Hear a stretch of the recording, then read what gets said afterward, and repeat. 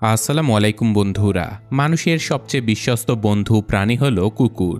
কিন্তু সেই কুকুর যখন মানুষের সবচেয়ে বড় শত্রু হয়ে যায়, তখন কোরিয়ার মতো উন্নত দেশের সরকারকেও বাধ্য হয়ে পদত্যাগ করতে হয়।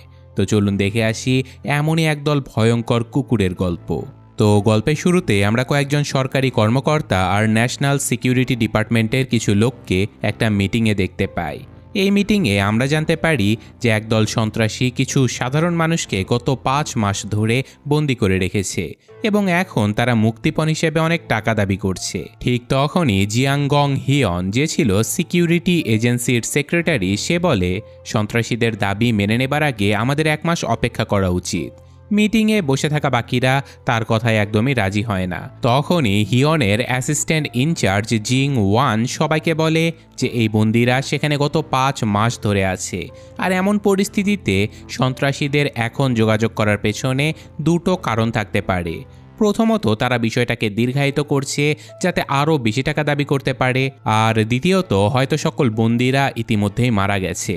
তার এই কথা শুনে সবাই বেশ হতাশ হয়ে যায়। তো এরপর মিটিং শেষে সকল কর্মকর্তারা সেখান থেকে চলে যায়, আর আমরা হিয়ন এবং ওয়ানকে একসাথে দেখতে পাই। এখানে হিয়ন ওয়ানকে বলে যে তোমার মতো 2-4 জন লোক আমার আশেপাশে থাকলে আমি কবেই প্রেসিডেন্ট হয়ে যেতাম। সে ওয়ানকে টাকার একটা খাম দিয়ে দেয় আর বলে এটা তোমার মেয়ের জন্য, যে কিনা বিদেশে পড়তে যাচ্ছে। ওয়ান প্রথমে টাকাগুলো নিতে চাচ্ছিল না, কিন্তু হিয়ন তাকে জোর করে, যার কারণে ওয়ান খামটা নিয়ে নেয়। তো এর পরের দৃশ্যে আমরা ওয়ানের মেয়ে চা কিং মিনকে দেখতে পাই, যে কিনা তার জিনিসপত্র গোছাচ্ছিল। তাকে দেখে মনে হচ্ছিল যেন সে তার বাবা ওয়ানের উপরে প্রচণ্ড রেগে আছে। তো আমরা দেখতে পাই যে চা তার মায়ের লেখা সর্বশেষ বইয়ের কপিটা নিজের কাছে রেখে দিচ্ছে। আসলে চা একজন র্যাপার হতে চেয়েছিল, কিন্তু ওয়ান তাকে পড়াশোনার জন্য বিদেশে তার আন্টির কাছে পাঠিয়ে দিচ্ছিল। এখানে আমরা এটাও জানতে পারি যে চাকে পড়ানোর জন্য ওয়ান নিজের বাড়িটাও বিক্রি করে দিচ্ছিল। তো এরপর আমরা ওয়ানকে গাড়ি চালাতে দেখি, আর সেই গাড়িতে খবর চলছিল যেখানে রিপোর্টার বলছিল যে তীব্র কুয়াশার কারণে অতিরিক্ত সতর্কতা জারি করা হয়েছে। ওয়ান আসলে চাকে এয়ারপোর্টে ছাড়তে যাচ্ছিল, আর পথিমধ্যে সে পেট্রোল নেবার জন্য একটা ফুয়েল স্টেশনে গাড়ি থামায়। এখানে স্টেশনের কর্মী ফুয়েল ভরার পরে ওয়ানকে বলে আপনার $64 বিল হয়েছে। ওয়ান তাকে নিজের কার্ড দিয়ে দেয়, যার উত্তরে লোকটা বলে যে কার্ড রিডার খারাপ হয়ে গেছে, তাই আমাকে ক্যাশ টাকা দিন। এই কথা শুনে ওয়ানের সন্দেহ হয়, আর তখনই সে ওই লোকটার চাবির রিংয়ের দিকে তাকায়। তার রিংয়ে অনেকগুলো চাবি ছিল আর একটা মাস্টার কিও ছিল, যেটা দেখে ওয়ান বুঝে যায় যে এই লোকটা গ্যাস স্টেশনের কর্মী নয়। ওয়ান তাকে বলে যে আমি এই টাকাটা স্টেশনের মালিককে দেব। এটা শুনে লোকটা তাকে অনেক অনুরোধ করে, কিন্তু ওয়ান সেখান থেকে চলে যায়। তো এখন পরের দৃশ্যে আমরা ইউরা নামের একটা মেয়েকে এয়ারপোর্টে দেখতে পাই, যেখানে তার বোন মিরানো তার সঙ্গে ছিল। ইউরা একজন গলফ প্লেয়ার, সে একটা আন্তর্জাতিক টুর্নামেন্টের জন্য যাচ্ছিল, কিন্তু মিরানের কারণে তার ফ্লাইট আজকে মিস হয়ে গেছে। মিরান আসলে পাসপোর্টটা চেকই করেনি, আর এয়ারপোর্টে এসে তারা জানতে পারে যে ইউরার পাসপোর্ট অনেক আগেই এক্সপায়ার হয়ে গেছে। তখন মিরান বলে যে আমরা আগামীকালই একটা ব্যাকআপ পাসপোর্টের ব্যবস্থা করে কাল সকাল সকাল ফ্লাইট ধরে নেব। ঠিক তখনই সেখানে একজন বৃদ্ধা মহিলা চলে আসে, যিনি ইউরাকে চিনতে পারে।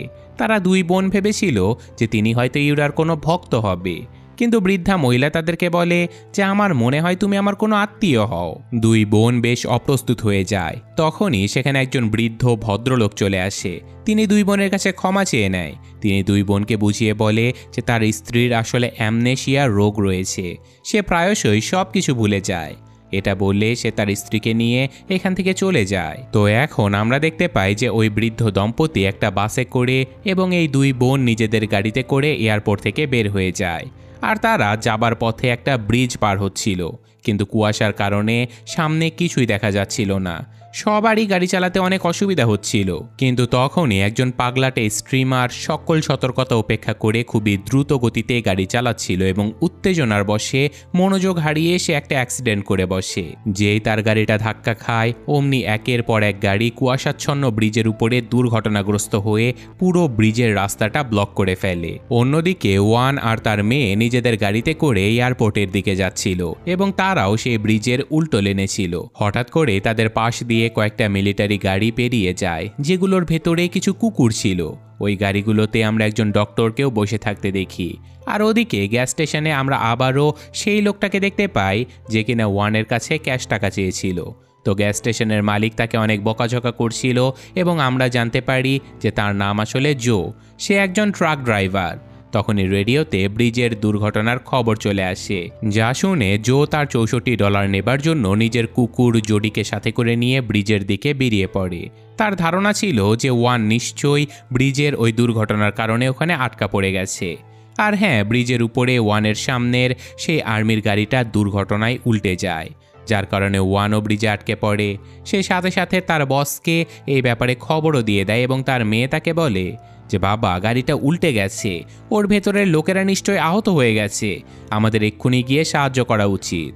এই কথা শুনে ওয়ান তার মেয়েকে গাড়িতেই থাকতে বলে, কিন্তু সে নিজে তাদেরকে সাহায্য করার জন্য এগিয়ে যায়। সে দেখতে পায় যে এই দুর্ঘটনায় সেই ডক্টর বেশ আহত হয়ে গেছে। এই লোকটার নাম হলো ডক্টর ইয়ং। আর এখানে থাকা সৈনিকেরা ওয়ানকে বলে যে আপনি প্লিজ ডক্টর ইয়ংকে একটু দেখে রাখুন। এটা বলে সৈনিকেরা সেই গাড়িটা চেক করতে চলে যায়। সেখানে তারা দেখে যে গাড়িতে থাকা খাঁচাটা ভেঙে গেছে আর ভেতরে থাকা সকল কুকুরগুলো বাইরে বেরিয়ে গেছে। এটা দেখে তারা দুজন খুবই চিন্তায় পড়ে যায় আর সাথে সাথে নিজেদের টিমকে খবর দিয়ে দেয়। এবার ওয়ান ডক্টরকে নিজের গাড়িতে বসায় আর দেখতে পায় যে গাড়িতে তার মেয়ে নেই। আর তখনই আমরা দেখি যে ব্রিজের উপরে একটা কুকুর বারবার নিজের মাথা ঢুকছিল। ওয়ানের মেয়ে এটা দেখে বেশ চিন্তিত হয়ে যায় আর সে কুকুরটাকে খাবার জন্য কিছু বিস্কুটও দিয়ে দেয়। সে কুকুরটার কলারে তার নাম লেখা দেখতে পায়, যেটা ছিল E9। তো চা সেই কুকুরটার কাছে যাচ্ছিল, ঠিক তখনই ওয়ান সেখানে চলে আসে আর তার মেয়েকে আটকে দেয়। এই সব কিছু দেখে কুকুরটা ওখান থেকে পালিয়ে যায়। ওদিকে বাকি কুকুরগুলো এদিকে ওদিকে ঘোরাঘুরি করছিল। আর একটা কুকুর মিরানের কাছে চলে আসে, যাকে দেখে সে প্রচণ্ড ভয় পেয়ে যায়। তো যাই হোক, সৈনিকেরা ডক্টরের কাছে চলে আসে আর তাকে জানায় যে ইকস খাঁচার বাইরে চলে এসেছে। এখানে আপনাদের বলে রাখি যে ইকস বলতে এরা এই কুকুরদেরকেই বুঝিয়েছে। তো সৈনিকেরা জানায় যে কন্ট্রোল প্রোগ্রাম চালু করার জন্য তাদের কাছে আদেশ চলে এসেছে।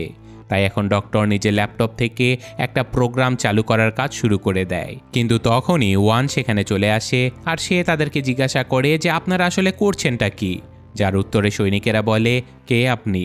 সে তাদেরকে নিজের আইডি কার্ড দেখায় আর বলে যে আমি ব্লু হাউসের সিকিউরিটি ডিপার্টমেন্ট থেকে এসেছি। সে তাদেরকে জিজ্ঞাসা করে যে আপনারা মোবাইল নেটওয়ার্ক কেন ব্লক করে দিয়েছেন। উত্তরে সৈনিকেরা বলে যে এটা একটা জরুরি পরিস্থিতি, কিন্তু ওয়ান স্বাভাবিকভাবে তাদের কথা মানে না, যার কারণে সৈনিকেরা বাধ্য হয়ে তাকে হাত করা পরিয়ে রাখে। এখানে ডক্টর ওয়ান আর তার মেয়েকে বলে যে আপনারা প্লিজ আমাদেরকে বিরক্ত করবেন না, কারণ পরিস্থিতি নিয়ন্ত্রণে না আনতে পারলে আমরা সবাই মারা যাব, আর আপনারা দুজন আমার সাথে সুরক্ষিত হয়ে আছেন, তাই চিন্তা করবেন না। তখনই ওই ডক্টর একটা ভয়েস রেকর্ডিং পাঠায় আর সকল সৈনিকেরা তৈরি হয়ে যায়। ডক্টর যেই রেকর্ডিংটা চালু করে, সাথে সাথে কুকুরগুলো তাদের লক করা টার্গেট অর্থাৎ খাঁচার দিকে এগিয়ে যেতে থাকে। মূলত এই রেকর্ডিংটা কুকুরদেরকে খুঁজে বের করতে আর নির্দিষ্ট একটা টার্গেটে আনার জন্য ব্যবহার করা হতো। সকল কুকুরগুলো আক্রমণাত্মক হয়ে খাঁচার দিকে ফিরতে থাকে আর সৈনিকেরা তাদেরকে ইলেকট্রিক শক দিয়ে খাঁচায় ভরতে থাকে। তো এখন ওই ডক্টর তার ল্যাপটপে দেখতে পায় যে সকল কুকুরগুলো টার্গেটের দিকে চলে গেছে, কিন্তু E9 নামের একটা মেয়ে কুকুর নিজের জায়গা থেকে একটুও নড়ছে না। ডক্টর বলে যেহেতু বাকি সকল কুকুরগুলো ভেতরে চলে এসেছে, তাই আমি প্রোগ্রামটা বন্ধ করে দিচ্ছি। তাই আমরা দেখতে পাই যে এটা করতেই সকল কুকুরগুলো সাথে সাথে শান্ত হয়ে যায়। আর ততক্ষণে মিলিটারি চপারও সেখানে চলে আসে এবং তারা ওই 8টা কুকুরকে নিয়ে যাওয়ার জন্য তৈরি হয়ে যায়। তারা সবাই ঠিক করে যে E9কে নিতে তারা পরে আবারও আসবে। এরপর ওয়ানকে মুক্ত করে দেয়া হয় আর সে ডক্টরকে থামিয়ে আবারও জিজ্ঞাসা করে যে এখানে এইসব হচ্ছেটা কি ডক্টর। ডক্টর ওয়ানকে বলে যে তোমার উচিত নিজের বসের কাছে সাইলেন্স প্রজেক্টের ব্যাপারে জিজ্ঞাসা করা। এরই মধ্যে আবার জো সেখানে তার ট্রাক নিয়ে পৌঁছে যায় আর তার কুকুর দৌড়ে সেই ট্রান্সফার কন্টেইনারের কাছে চলে যায়। জো তার কুকুরটাকে নিয়ে আসতে চাইলেও সৈনিকেরা জোকে আটকে দেয়। তো যাই হোক, তখনই চা আবার সেখানে গিয়ে জোডি নামের সেই কুকুরটাকে তুলে নেয়। তো যাই হোক, এখানে আমরা একটা চিপ নিচে পড়ে থাকতে দেখি, যেটা কোনো কুকুরের শরীরে লাগানো ছিল। অর্থাৎ ডক্টর তার ল্যাপটপে E9-এর যে লোকেশনটা দেখেছিল সেটা ছিল ওই চিপের লোকেশন, ওই কুকুরটার নয়।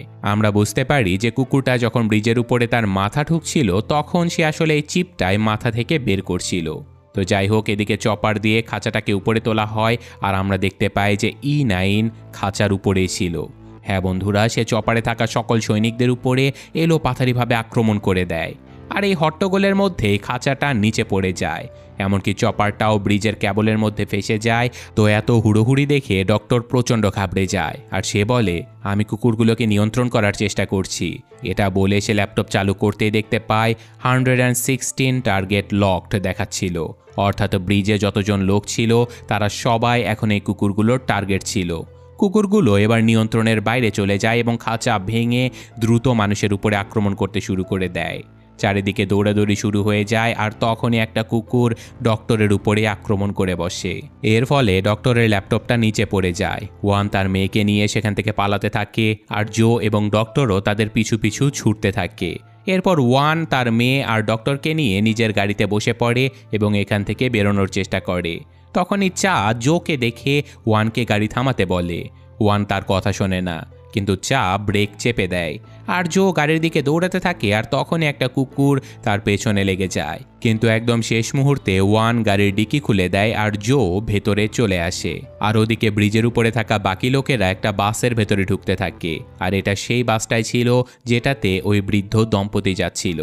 তো দুই বোনও সবার সাথে এই বাসের ভেতরে চলে যায়। তো যাই হোক, এদিকে ওয়ান গাড়ি চালাচ্ছিল, আর তখনই ক্যাবলে আটকে থাকা চপারের কিছু জ্বলন্ত অংশ নিচে পড়ে যায় আর তাদের রাস্তা আটকে ফেলে। তাদের গাড়ির সামনের কাঁচটাও প্রায় ভেঙে গিয়েছিল, আর গাড়িটাও ডিভাইডারের সাথে ধাক্কা খায়। অন্যদিকে সিকিউরিটি হেডকোয়ার্টারে আমরা জিয়াংগং হিয়নকে দেখতে পাই, যে কিনা এই পুরো ঘটনার রিপোর্ট নেয় এবং প্রেসকে বিবৃতি দেয়। সে দেশ ও জাতির সামনে সবাইকে আশ্বস্ত করে বলে যে আমরা যে কোনো মূল্যে ওখানে আটকে পড়া সবাইকে উদ্ধার করব। তো যাই হোক, এবার আমরা ওয়ানের কাছে ফিরে আসি। সে ডক্টরের ওয়াকিটকি দিয়ে বাইরে যোগাযোগ করার চেষ্টা করে। তখন একটা কুকুর, যার মুখে মাস্ক লাগানো ছিল, সেটা তাদের গাড়িতে আক্রমণ করে দেয় আর সামনের কাঁচ ভাঙার চেষ্টা করে, কিন্তু ভাঙতে না পেরে কুকুরটা নিজে থেকে এখান থেকে চলে যায়। এরপর ওয়ান জোকে বলে যে ডক্টরের জ্ঞান ফিরিয়ে আনো। তো ফাইনালি ডক্টরের জ্ঞান ফিরলে ডক্টর তাদেরকে জানায় যে সে রেস্কিউ ডগদের ব্রিড করে, যাতে করে কুকুরগুলো মানুষের গলার আওয়াজে সাড়া দিতে পারে, অর্থাৎ কমান্ড ভালোভাবে অনুসরণ করতে পারে। কিন্তু আর্মিরা তাকে ফোর্স করেছিল যাতে করে সে এই কুকুরগুলোকে শিকার করার জন্য রিপ্রোগ্রাম করে। সে আরও জানায় যে ইউরোপ আর আমেরিকা থেকে সন্ত্রাসী ধরার জন্য তাদেরকে কিলার ডগস তৈরি করতে বলেছিল, আর এই কুকুরগুলোকে এমনভাবে প্রশিক্ষণ দেওয়া হয়েছে যাতে করে তারা আওয়াজ শুনে টার্গেট লক করে ফেলতে পারে আর তাদের উপরে আক্রমণ করতে পারে। কিন্তু কিছু গুরুতর সমস্যার কারণে এই প্রজেক্টটা বাতিল করে দেয়া হয়, আর এই কুকুরগুলো ছিল ব্যর্থ স্যাম্পল, আর আজকে এই কুকুরগুলোকে তারা মেরে ফেলার জন্যই নিয়ে যাচ্ছিল। এই সব কিছু শুনে ওয়ান আরও একবার ওয়াকিটকিতে মেসেজ পাঠায়, আর এবার তার বস ইয়ন উত্তর দেয়। ওয়ান তাকে ঘটনাস্থলের পুরো রিপোর্ট জানায় আর সাহায্যের জন্য তাকে দ্রুত এখানে লোক পাঠাতে বলে। ইয়ন তাকে বলে যে চিন্তা করো না, রেস্কিউ টিম বেরিয়ে পড়েছে। তো এখানে ওয়ান আরও জানতে পারে যে খোদ সরকারের লোকেরাই এই প্রজেক্টকে অনুমোদন দিয়েছিল। তো যাই হোক, তখন একটা ভয়ঙ্কর বিস্ফোরণ হয়, আর ওদিকে বাসে থাকা বেঁচে যাওয়া যাত্রীরা ওয়ানের গাড়ি দেখে তাদেরকে সাহায্য করতে এগিয়ে আসে। হর্ন দিয়ে তারা ওয়ানদেরকে সংকেত দিতে থাকে। তো বিস্ফোরণের কারণে চারিদিকে এক ধরনের বিষাক্ত গ্যাস লিক হয়ে গিয়েছিল, তাই তারা সবাই দম বন্ধ করে বাসের দিকে এগোতে থাকে। ওয়ান এখানে ওয়াকিটকিকে হিয়নকে আবারও বলে যে এখানে রেস্কিউ টিম দিয়ে কোনো কাজ হবে না, এখানে সোয়াট টিম দরকার, আর তারা এলে প্রথমে কুকুরগুলোকে অবশ করতে হবে, তারপর মানুষদেরকে বাঁচাতে হবে। সে এটাও বলে যে সাধারণ মানুষদেরকে এই হাইব্রিড কুকুরের ব্যাপারে কিছুই বলার দরকার নেই, তাদেরকে শুধু এটা বলা হবে যে এগুলো কিছু পাগলা কুকুর ছিল। এইসব কিছু বলে ওয়ান তাড়াতাড়ি বাসে উঠে পড়ে, কিন্তু তখনই চপারটা নিচে পড়ে যায় আর আরও একটা বড় বিস্ফোরণ হয়। এতে করে ব্রিজের ক্যাবলগুলো ছিঁড়ে যেতে থাকে, যার ফলে ব্রিজটা মাঝখান থেকে একেবারে ভেঙে যায়। ফলে বাসটা দ্রুত পেছনের দিকে পড়ে যেতে থাকে, কিন্তু কোনো রকমে এ যাত্রায় বাসের সবাই প্রাণে বেঁচে যায়। তো সবকিছু শান্ত হওয়ার পরে ওয়ান বাসের যাত্রীদেরকে জানায় যে সে সিকিউরিটি ডিপার্টমেন্ট থেকে এসেছে আর রেস্কিউ টিম শীঘ্রই এখানে পৌঁছে যাবে।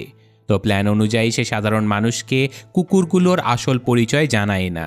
তখন জো সবার সামনে এসে ওয়ানের পরিচয় নিয়ে প্রশ্ন তোলে। এরপর ওয়ান তাকে বাসের শেষ সিটে নিয়ে যায় আর জিজ্ঞাসা করে, কি চাও তুমি? জো বলে যে আমার $64 চাই। এর উত্তরে ওয়ান তাকে বলে, যদি তুমি আমাকে সহযোগিতা করো তাহলে এর থেকে অনেক বেশি টাকা আর সরকারি মেডেলও পাবে। এই কথা শুনে জো শান্তভাবে নিজের সিটে বসে পড়ে। সেখানে সে একটা দামি মদের বোতল দেখতে পায় আর সেটা নিজের কাছে রেখে দেয়। অন্যদিকে ততক্ষণে একটা সোয়াত টিম ব্রিজের উপরে এসে নামে আর কুকুরগুলোকে খুঁজতে থাকে। বাসের লোকেরাও সেই সোয়াত টিমকে দেখে আর কিছুটা স্বস্তি পায়। এরপর আমরা দেখতে পাই যে সকল কুকুরগুলো বাসের সামনে ছিল তারা সোয়াত টিমকে দেখে কোথায় যেন পালিয়ে গেছে। সেই সোয়াত টিমের মেম্বারেরা কুকুরগুলোকে খুঁজতে খুঁজতে বাসের দরজা পর্যন্ত পৌঁছে যায়, কিন্তু কোনো কুকুরকে তারা দেখতে পায় না। ওয়ান সৈনিকদের কুকুরের ব্যাপারে জিজ্ঞাসা করে, যার উত্তরে তারা বলে যে আমরা সব দিকে খুঁজে এসেছি, কুকুরগুলোকে কোথাও পাইনি, হয়তো ওরা পালিয়ে গেছে। ওয়ান তখনও পুরোপুরি বিশ্বাসই করতে পারছিল না, কিন্তু হিয়ন তাকে ওয়াকিটকির মাধ্যমে বোঝায় যে এই সৈনিকদের সাথে তোমরা সবাই সুরক্ষিত আছো।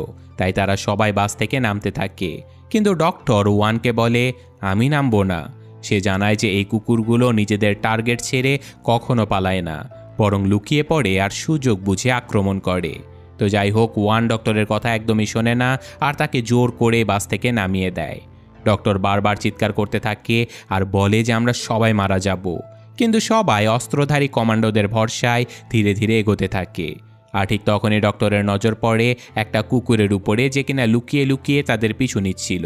ডক্টর প্রচণ্ড ভয় পেয়ে যায় আর একটা গাড়ির সাথে ধাক্কা খায়, যার ফলে গাড়িটার অ্যালার্ম বেজে ওঠে। জো তাড়াতাড়ি অ্যালার্মটা বন্ধ করে দেয় আর ডক্টর তাকে বলে যদি আমার ল্যাপটপটা খুঁজে পাওয়া যেত তাহলে আমি কুকুরগুলোকে ট্র্যাক করতে পারতাম। কিন্তু কথা শেষ হবার আগে হঠাৎ করে কুকুরগুলো চারিদিক থেকে আক্রমণ করতে শুরু করে। সেই কুকুরগুলো মুহূর্তের মধ্যেই সকল সৈনিকদেরকে মেরে ফেলে। আর এই হইহট্টগোলের মধ্যে মিরানের গায়ে একটা গুলি লেগে যায় আর ওই বৃদ্ধা মহিলাকে একটা কুকুর কামড়ে দেয়। শুধু তাই নয়, ওয়ান এবং তার মেয়ের উপরেও কুকুরগুলো আক্রমণ করে দেয়, কিন্তু তারা এ যাত্রায় প্রাণে বেঁচে যায়। তারা দুজন বাসের নিচে লাগেজ রাখার জায়গাতে লুকিয়ে পড়ে। ওয়ানের শরীর থেকে কিছুটা রক্ত বের হচ্ছিল, যা দেখে তার মেয়ে প্রচণ্ড চিন্তায় পড়ে যায়। এই মুহূর্তে ওয়ান লক্ষ্য করে যে তার ওয়াকিটকিটাও কোথায় যেন পড়ে গেছে আর সেটা আনার জন্য তাকে আবারও ফিরে যেতেই হবে। চা তাকে মানা করে, কিন্তু ওয়ানকে তো যেতেই হবে। তাই ওয়ান ধীরে ধীরে সাবধানে ওয়াকিটকিটা আনতে চলে যায়। সে ওয়াকিটকিটা তুলে নেয় আর তারপর চায়ের ব্যাগটা তোলে। এরপর ওই মৃত সৈনিকদের কাছ থেকে কিছু গুলি, বন্দুক আর একটা লাইটারও তুলে নেয়। ওদিকে চা নিজের ফোনে একটা ভিডিও দেখছিল আর এই ভিডিওতেই আমরা জানতে পারি যে তার মায়ের আসলে ক্যান্সার হয়েছিল এবং তিনি একটা বইও লিখেছিলেন, যার 350টা কপি ওয়ান নিজেই কিনে নিয়েছিল। মানে হয়তো ওই বইটা খুব একটা ভালো ছিল না বা বিক্রি হচ্ছিল না, তাই বই বিক্রি হয়েছে এই মিথ্যে আশা দেবার জন্য ওয়ান এমনটা করেছিল। তো যাই হোক, তখনই পেছন থেকে ডক্টর চাকে বলে যে আমি উপরে বাসে যাচ্ছি। এই কথা শুনে চা চমকে ওঠে, কারণ সে ভেবেছিল যে এখানে সে একাই আছে। অন্যদিকে ওয়ান জো, সেই দুই বোন আর ওই বৃদ্ধ দম্পতিকে লুকিয়ে থাকতে দেখে। জো ওয়ানকে বলে যে আমি এদের সবাইকে সত্যিটা বলে দিয়েছি যে এগুলো কোনো পাগলা কুকুর নয়, বরং পরীক্ষামূলকভাবে তৈরি করা প্রশিক্ষণপ্রাপ্ত হাইব্রিড কুকুর। তখন বাধ্য হয়ে ওয়ানকে সবার কাছে ক্ষমা চেয়ে নিতে হয়। এখন আমরা দেখতে পাই যে বাসের সামনে সকল কুকুরগুলো ঘোরাঘুরি করছিল। বাসের ভেতরে ডক্টর চাকে বলে যে সামনে যে কুকুরটাকে দেখছো ওটা হলো ইকো-9 অর্থাৎ E9, আর এখানে বাকি যতগুলো কুকুর আছে সবগুলোই ইকো-9-এর সন্তান। তো এবার দৃশ্য অতীতে চলে যায় আর আমরা দেখতে পাই যে একটা ল্যাবে E9-এর শরীরে একটা চিপ লাগানো হচ্ছে। ডক্টর জানায় যে E9-কে হিংস্র বানানোর জন্য তার সামনেই তারা E9-এর অনেকগুলো বাচ্চাকে নির্মমভাবে মেরে ফেলেছে। তাই এখন E9 যা করছে সেটা শুধুমাত্র শিকার নয়, বরং নিজের বাচ্চাদের হত্যার প্রতিশোধ নিচ্ছে সে। তো যাই হোক, এখন ওয়ান এবং বাকি সবাই লিক হওয়া সেই পেট্রোলের সাহায্যে মশাল তৈরি করে জ্বালায় আর ওয়ান সিকিউরিটি টিমকে নিজের অবস্থান জানানোর জন্য একটা ফ্লেয়ার জ্বালায়। এরপর সে হিয়নের সাথে যোগাযোগ করে আর তাকে বলে যে আমি সকল বেঁচে থাকা যাত্রীদের সাথে সিওলের দিকে এগোচ্ছি। হিয়ন তাকে বলে যে ওখানে বিষাক্ত গ্যাস লিক হয়ে গেছে, তাই তোমরা ভাঙা ব্রিজের দিকে এগিয়ে যাও, যেখানে সোয়াত টিম তোমাদের জন্য অপেক্ষা করবে। ওয়ান রাজি হয়ে যায় আর বলে যে আমি তাহলে সবাইকে বাসে করে নিয়ে ওখানে আসব, তুমি কিন্তু স্নাইপারদের তৈরি রেখো যাতে করে কুকুরগুলোকে গুলি করা যায়। হিয়ন বলে যে স্নাইপার ব্যবহার করলে প্রেস আসল সত্যিটা জেনে যাবে, যার উত্তরে ওয়ান বলে যে এখানে যতজন লোক আছে তারা সবাই ইতিমধ্যেই সত্যিটা জেনে গেছে, তাই সত্যি যেভাবেই হোক সামনে আসবেই। তো এখন চায়ের কাছে ফেরা যাক। সে সবাইকে আসতে দেখে বাসের দরজা খুলতে চলে যায়, কিন্তু ডক্টর তাকে আটকে দেয়, কারণ ডক্টর বাকিদের জন্য নিজের জীবনের রিস্ক নিতে চাচ্ছিল না। এদিকে বাইরে কুকুরগুলো সবাইকে ঘিরে ফেলেছে, কিন্তু জো তার সেই চুরি করা মদের বোতলটা বের করে আগুন ছুঁড়ে সেই কুকুরগুলোকে এখান থেকে তাড়িয়ে দেয়। ওয়ান একটা ফ্লেয়ার শ্যুট করে, যার কারণে ডক্টর কিছুই দেখতে পায় না, আর এই সুযোগে চা দ্রুত দরজাটা খুলে দেয়। এভাবে সবাই কোনো রকমে নিরাপদে বাসের ভেতরে চলে আসে। জো ডক্টরের উপরে প্রচণ্ড রেগে গিয়ে তাকে তো মারতেও চলে যায়। আর তখনই ইউরা লক্ষ্য করে যে বাসের ভেতরে আসলে কোনো চাবি ছিল না, অর্থাৎ এই বাসটা চালুই করা যাবে না। এই কথা শুনে সবাই প্রচণ্ড হতাশ হয়ে পড়ে, কিন্তু তখনই ওয়ান বলে যে জো এর কাছে অনেকগুলো চাবি ছিল, তার মধ্যে তো একটা মাস্টার কিও আছে, তাই সে বাসটা চালু করে চালাতে পারবে। তো হ্যাঁ, জো চেষ্টা করে আর বাসটা চালুও হয়ে যায়। এরপর সে বাসটাকে পেছনের দিকে নিয়ে যেতে থাকে। অন্যদিকে হেডকোয়ার্টারে হিয়নের বস তাকে বলে যে তুমি যদি স্নাইপার পাঠাও আর ওখানে আটকা পড়া মানুষেরা বেঁচে যায়, তাহলে তোমার প্রেসিডেন্ট হওয়া অসম্ভব হয়ে যাবে, কারণ জনগণ জেনে যাবে আমরা মানুষ মারার জন্য কুকুরদের ট্রেন করি। তার চেয়ে ভালো হবে কিছুক্ষণ অপেক্ষা করা, কারণ ওই ভাঙা ব্রিজটা এমনিই ভেঙে যাবে, আর ওরা সবাই মারা গেলে আমরা এটাকে একটা মর্মান্তিক দুর্ঘটনা বলে শোক জানাবো, ওদের পরিবারকে অর্থ সহায়তা করব। এতে করে তোমার মানবিক দিকও প্রকাশ পাবে, আর আমাদের গোপন প্রজেক্ট সাইলেন্সের ব্যাপারে কেউ জানতেও পারবে না। অন্যদিকে বাসটা ভাঙা ব্রিজ থেকে কিছুটা দূরে এসে থামে। ওয়ান বারবার রেডিওতে হিয়নের সাথে যোগাযোগ করার চেষ্টা করে, কিন্তু ওদিক থেকে কোনো আওয়াজ আসে না। এবার বাসটা পিছলে যেতে থাকে, আর এবার সবাই প্রচণ্ড ভয় পেয়ে যায়। এখানে ওয়ান রেগেমেগে ডক্টরকে বলে যে এই সব কিছু তোমার জন্য হয়েছে, কিন্তু করার তো আর কিছু ছিল না। তাই ওয়ান নিজের জীবনের রিস্ক নিয়ে বলে যে আমি কুকুরগুলোকে অন্যদিকে আকৃষ্ট করব, আর ততক্ষণে তোমরা সবাই পেছনের জানালা দিয়ে বেরিয়ে ভাঙা ব্রিজ পর্যন্ত চলে যাবে। কিন্তু ওয়ানের মেয়ে তাকে এই কাজটা করতে নিষেধ করতে থাকে। সে বলে যে এর থেকে ভালো আমরা একটা ফাঁদ পাতি বাবা, আমরা সবাই বাসের ট্রাঙ্কের ভেতরে চলে যাব আর কুকুরগুলোকে বাসের ভেতরে এনে বন্দি করে ফেলবো।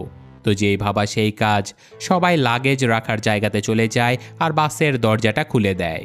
এতে করে এক এক করে সকল কুকুরগুলো বাসের ভেতরে ঢুকে পড়ে, আর জো চাবির সাথে বেঁধে রাখা সুতো টেনে দরজাটা বন্ধ করে দেয়। কিন্তু ইতিমধ্যেই কুকুরের হামলায় আহত হয়ে যাওয়া ওই বৃদ্ধ মহিলাটা প্রচণ্ড রক্তক্ষরণের জন্য এখানেই মারা যায়, আর এটা দেখে তার স্বামী আর বাকিরা অঝরে কান্না করতে থাকে। তো যাই হোক, কুকুরগুলো অন্তত আটকা পড়েছিল, আর এখন সবাই বাস থেকে বের হতে থাকে।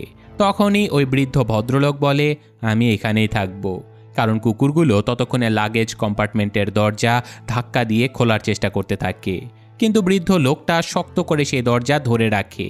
ওয়ান প্রচণ্ড কষ্ট পায়, সে ওই লোকটাকে একা ছেড়ে যেতেই পারছিল না, কিন্তু কুকুরগুলো বাইরে আসার আগেই জো ওয়ানকে বাইরে টেনে নেয়, আর সেই ভদ্রলোক কম্পার্টমেন্টের দরজা বন্ধ করে দেয়। অর্থাৎ তিনি সবাইকে বাঁচানোর জন্য নিজেকে উৎসর্গ করে দিলেন। আসলে নিজের স্ত্রীকে হারিয়ে উনি বেঁচে থাকার উদ্দেশ্যটাই হারিয়ে ফেলেছিল। তো এই সব কিছু দেখে ওয়ান পুরোপুরি শকে চলে গিয়েছিল, কিন্তু জো তাকে বাস্তবে ফিরিয়ে আনে। তাকে বলে যদি কুকুরগুলো বাইরে বেরিয়ে আসে তাহলে আমরা সবাই মারা যাব, এমনকি তোমার মেয়েও বাঁচবে না, আমাদের দ্রুত এখান থেকে পালাতে হবে। তো হ্যাঁ, এরপর সবাই দ্রুত ওই ভাঙা ব্রিজে পৌঁছে যায়, কিন্তু দুর্ভাগ্যবশত সেখানে কেউ ছিল না, কারণ হিয়ন তাদেরকে বাঁচাতে কোনো স্নাইপার এখানে পাঠায়নি। এটা দেখে তারা সবাই খুব ভয় পেয়ে যায়। ঠিক তখনই ডক্টর ওয়ানের কাছে চলে আসে আর তাকে বলে তুমি যে হিয়নের ভরসায় এখানে এসেছো, সেই হিয়নই সাইলেন্স প্রজেক্ট শুরু করেছিল। হ্যাঁ বন্ধুরা, হিয়নই এই প্রজেক্টের অনুমোদন দিয়েছিল, যার কারণে সে ব্লু হাউসে জায়গা পেয়েছিল। এই কথা শুনে ওয়ানও বুঝে যায় যে এখানে আসলে কি রাজনীতি চলছে। সে রেডিওতে হিয়নকে জিজ্ঞাসা করে তুমি কি তাহলে এই প্রজেক্ট অনুমোদন করেছিলে, আর তুমি কি ইচ্ছে করে রেস্কিউ টিমকে আটকে দিয়েছো? অন্যদিকে হিয়ন সব কিছুই শুনছিল, কিন্তু সে কোনো উত্তর দেয় না। এতে করে ওয়ান খুবই আবেগপ্রবণ হয়ে পড়ে, আর তখনই তার নজর সেই গাড়িটার উপরে পড়ে যেটাতে করে কুকুরগুলোকে আনা হয়েছিল। তবুও সে হিয়নকে বলে যে আমরা সবাই বাস নিয়ে সিওলের দিকে এগোচ্ছি, এটা খুবই বিপজ্জনক, কারণ ব্রিজটা যে কোনো সময় ভেঙে পড়তে পারে। তাছাড়াও এখানে বিষাক্ত গ্যাসও ছড়িয়ে পড়েছে। ওখানে আবার পাশে জোয়ের ট্রাকটাও ছিল। ওয়ান জোকে বলে যে তুমি ট্রাকটা চালু করো, যার উত্তরে জো বলে যে আমার চাবি তো বাসের ভেতরে রয়ে গেছে। ডক্টর বলে যে আমার ল্যাপটপটাও এখানেই কোথাও পড়ে গেছে, আমি যদি ল্যাপটপটা পেয়ে যাই তাহলে আমি কুকুরগুলোকে নিয়ন্ত্রণ করতে পারবো, তাদেরকে ট্র্যাক করতে পারবো, বুঝতে পারবো কুকুরগুলো কোথায় আছে। তাই সবাই ল্যাপটপটা খুঁজতে থাকে, আর অবশেষে তারা ল্যাপটপটা পেয়েও যায়। তো হ্যাঁ, ল্যাপটপটা ডক্টর চালু করে, আর ওয়ান একটা প্ল্যান বানায়। সে কুকুরগুলোকে একদিকে আকৃষ্ট করে চাবিগুলো নিয়ে নেবে, আর তারপর জো তার ট্রাক দিয়ে মিলিটারি গাড়িটাকে টেনে রাস্তার আগুন পার করে নিয়ে যাবে। তো মূলত ওয়ান এখানে টোপের কাজ করছিল। সো হ্যাঁ, ল্যাপটপ চালু করা হয় আর ওয়ান খাঁচার দিকে চলে যায়। চা তাকে বলে যে আমি বিদেশে যেতে চাই না বাবা, আমি এখন তোমার সাথে থাকতে চাই। ওয়ান তার মেয়ের কথা শোনে আর তারপর তার মেয়ের কাছ থেকে তার স্ত্রীর শেষ বইটা চেয়ে নেয়, কারণ কুকুরগুলোর সামনে গিয়ে তাকে কিছু পড়তে হবে, কারণ তার ভয়েসের মাধ্যমে সেই কুকুরগুলোকে নিয়ন্ত্রণ করা যাবে। ডক্টর তার গলার আওয়াজটাকে কমান্ড হিসেবে ব্যবহার করতে পারবে। তো চা তাকে বলে যে বাবা, এটা কিন্তু আমার মায়ের বইয়ের শেষ কপি, এটা নিয়ে তোমাকে ফিরে আসতেই হবে। তো এরপর ওয়ান খাঁচাটা বন্ধ করে দেয় আর ওদিকে ইউরা একটা গাড়ির উপরে উঠে বাসের কাঁচ ভাঙার জন্য গল্ফ বল নিয়ে তৈরি হয়ে যায়। মিরান কাঁদতে কাঁদতে তার কাছে ক্ষমা চেয়ে নেয় আর বলে আমার ভুলের জন্যই আমরা এখানে ফেসে গেছি। তখন ইউরা জানায় যে আমি প্রথম থেকেই জানতাম যে আমার পাসপোর্ট এক্সপায়ার হয়ে গেছে, কিন্তু আমি কিছু বলিনি কারণ আমি টুর্নামেন্টে অংশ নিতে ভয় পাচ্ছিলাম। মিরান তাকে আরও একটা গল্ফ স্টিক দেয় আর বলে যে এই দূরত্বের জন্য এই স্টিক ভালো হবে। এখানে আমরা বুঝতে পারি যে মিরান আসলে ইউরার জন্য কতটা সাপোর্টিভ আর সে কত ছোট ছোট বিষয়ে খেয়াল রাখে। তো যাই হোক, জো বাসের নিচে লুকিয়েছিল আর চা ডক্টরের সাথে গাড়িতে বসেছিল, অর্থাৎ প্ল্যান পুরোপুরি তৈরি, সবাই নিজের নিজের জায়গা মতো আছে। তো ডক্টর রেডিওর মাধ্যমে সবাইকে বলে যে এখন থেকে শুধু ওয়ানই কথা বলবে আর বাকি সবাই চুপচাপ থাকবে। ডক্টর প্রোগ্রাম চালু করে দেয় আর ওয়ান জোরে জোরে তার স্ত্রী লেখা বইটা পড়তে শুরু করে। সকল কুকুর তার আওয়াজে মনোযোগ দেয় আর চা ফ্ল্যাশ লাইট মেরে লক্ষ্যবস্তু দেখায়, যার উপরে ইউরা শট মারতে শুরু করে। ব্রিজ কাঁপার কারণে তার কিছু শট মিস হয়ে যায়, কিন্তু তখন সে মিরানকে বল ছুঁড়তে বলে আর সে হাওয়াই ভাষা বলে শট মারে। এবার কুকুরগুলো বাসের পেছনের জানালা ভেঙে মিলিটারির গাড়িটাকে ঘিরে ফেলে। ওদিকে কয়েকটা শটে গাড়ির কাচও ভেঙে যায় আর জো তাড়াতাড়ি তার চাবিটা বের করে নেয়। তার নজর E9-এর উপরে পড়ে, যে কিনা তার দিকেই তাকিয়েছিল। জো দৌড়াতে থাকে আর সবাই তার ট্রাকে বসে পড়ে। E9 তাদের উপরে আক্রমণ করে দেয় আর তখনই ব্রিজটা ভেঙে পড়তে থাকে আর মিলিটারির গাড়িটা নিচে পড়ে যেতে থাকে। এটা দেখে E9 গাড়িটার দিকে দৌড়ে চলে যায়, যেটা একদম কিনারায় আটকে ছিল।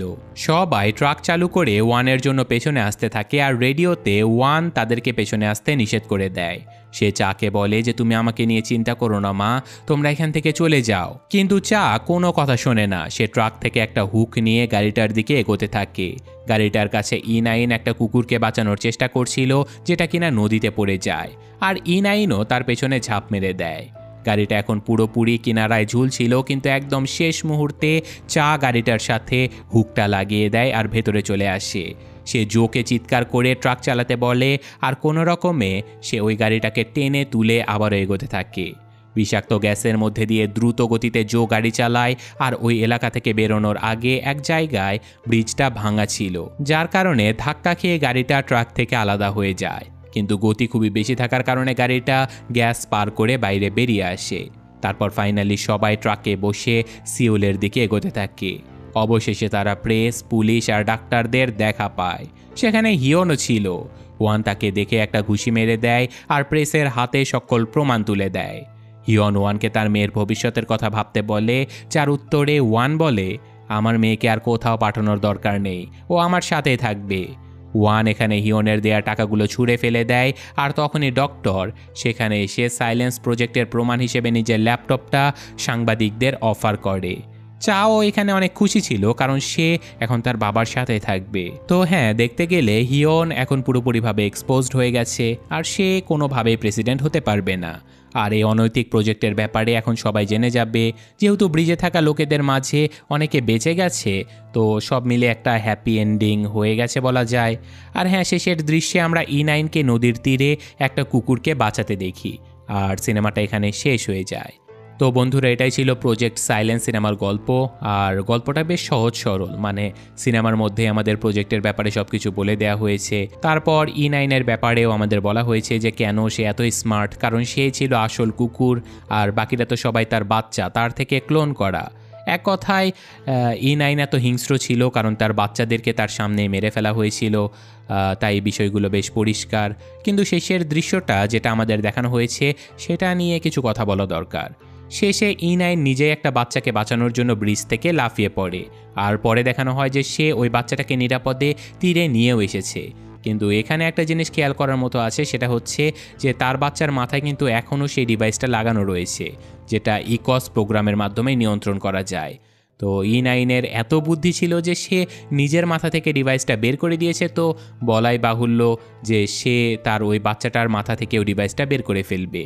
আরেকটা সম্ভাবনা এটাও হতে পারে যে ডক্টর ইয়ং সাইলেন্স প্রজেক্টের সমস্ত গ্যাজেটস ধ্বংস করে দেবে, যার কারণে কোনো কুকুরের মাথায় ডিভাইস থাকুক বা না থাকুক সেগুলো আর কারোর জন্য বিপদ হয়ে উঠবে না, আর তাদের অবস্থানও কখনো জানা যাবে না।